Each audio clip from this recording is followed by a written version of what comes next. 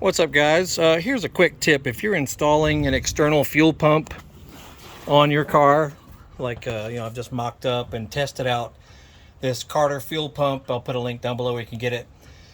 But before you try and start the car, make sure you prime the fuel line coming from here, up to the front. If you got a regulator, heading to your carburetor. My setup, got a fuel line right here coming from the fuel pump in the back, comes through this regulator and then heads up into the carburetor. I got a Edelbrock AVS2 carb.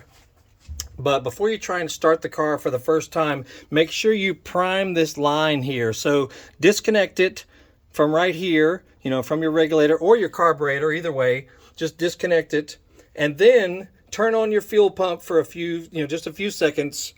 You may want to have a helper to do this, or put this line in a bucket or something, and it'll only take a few seconds, and wait for fuel to come out of this end right here.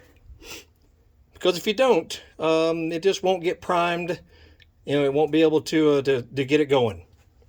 Anyway, I found that out the hard way. But yeah, the Carter fuel pump is so quiet. Oh my goodness. You barely even hear it. Just like everyone says, it is the quietest external fuel pump. It works great. Anyway, I'll put links down below where you can get it, because I had a Holley Blue. It was noisy as anything. Also had Edelbrock fuel pump. This guy right here, is a $1 zillion freaking pump, noisy as anything, and they're installed correctly. You want to install them at the lowest part of the gas tank that you can access, so so gravity can send the fuel to it.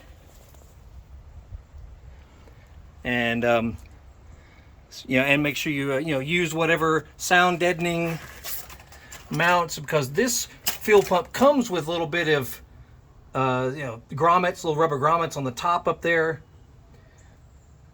But seriously, so quiet. Oh my goodness. So check out my other videos on that, and see links in the description for everything we're talking about. And there you go. Very happy about it. You'll have a good day. We'll see you.